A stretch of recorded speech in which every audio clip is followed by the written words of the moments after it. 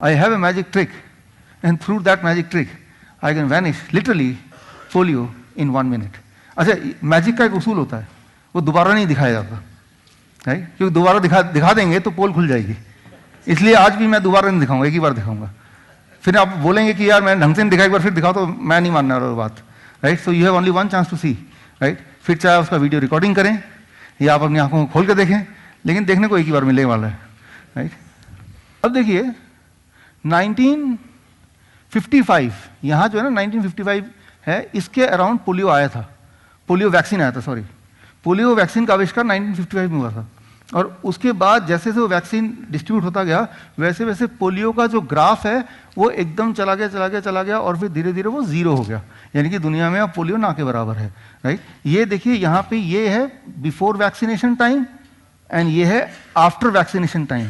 ये है वैक्सीन के इन्वेंशन से पहले, ये है वैक्सीन के इन्वेंशन के बाद। तो क्लियरली ये दिख रहा है कि जैसे पोलियो वैक्सीन आया वैसे वैसे दुनिया से पोलियो गायब हो गया, दिख रहा है ना, राइट?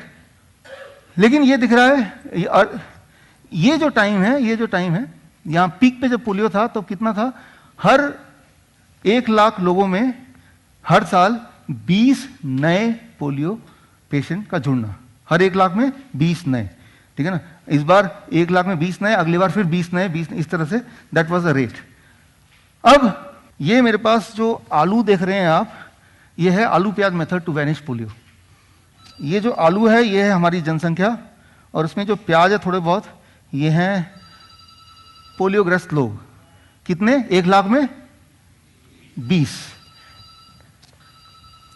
ये 1 लाख में 20 है, तो 20 से मुझे कम करना है, पोलियो को 0 पे लाना है। 20 है, ठीक है ना? हर 1 लाख में 20 हैं, इसको कम करते I have to bring it down to 0, right? तभी 0 होगा। 0 कैसे होगा? अब क्या किया इन्होंने कि जब पोलियो वैक्सीन आया तब एक चीज और आई, डायग्नोसिस ऑफ पोलियो।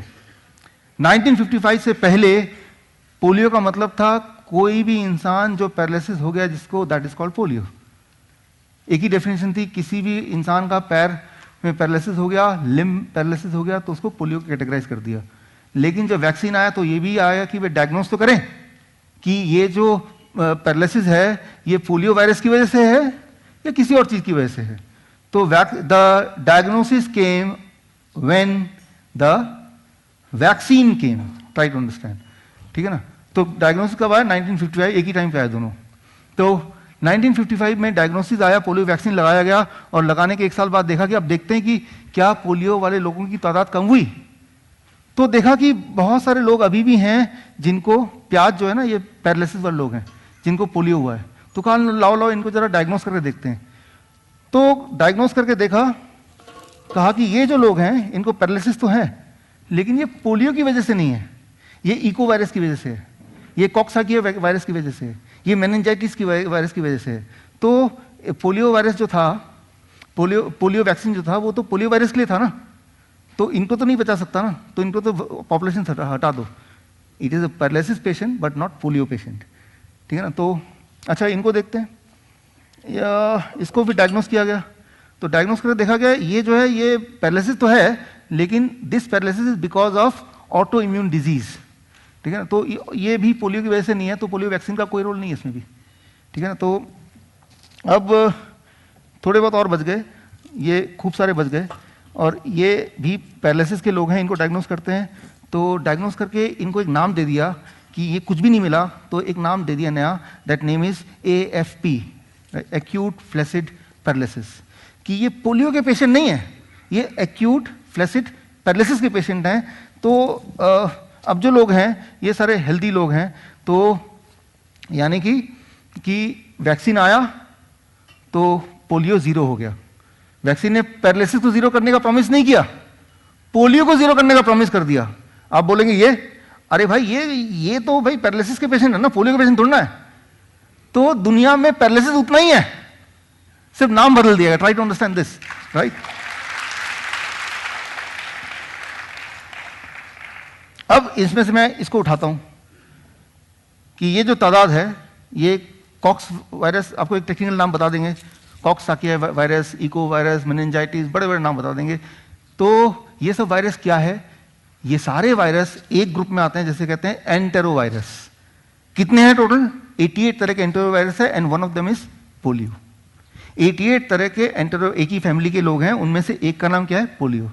तो जब हम वैक्सीन लगाते हैं तो वैक्सीन उन 88 में से एक को प्रोटेक्ट करने के लिए है और बाकी 87 कुछ पता नहीं, राइट?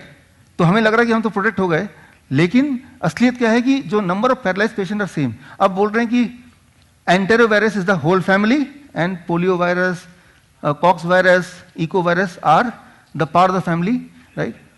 अब ये कैसे होता है मैं आपको थोड़ा सिंपल लैंग्वेज समझाता हूं। मान लीजिए मैंने आपसे कॉन्ट्रैक्ट ले लिया। कॉन्ट्रैक्ट ये है कि भाई मैं कॉन्ट्रैक्ट दे रहा हूं कि कुत्ते आपको नहीं काटेंगे, ठीक है ना? आप मुझे पैसा दो और कुत्ते नहीं काटेंगे, दैट इज माई गारंटी। फिर एक दिन कुत्ते ने काटा आपको, आपने बोला कि देखो कुत्ते ने काट लिया। मैंने कहा लाओ जरा दिखाओ कुत्ते। नहीं नहीं, ये तो बुलडॉग है, बुलडॉग के लिए नहीं बोला था मैंने। नहीं नहीं, ये तो जर्मन शेफर्ड है, ये नहीं, मैंने कुत्ता बोला था, स्ट्रीट डॉग। तो अल्टीमेटली है कि सारे कुत्तों में जो स्ट्रीट वाला डॉग होगा और हमारे हिसाब से स्ट्रीट डॉग है तो ही मैं मानूंगा उसको। बाकी बुलडॉग काटे, एल्सेसियन काटे, वो मेरा रोल नहीं है। Thank you, thank you.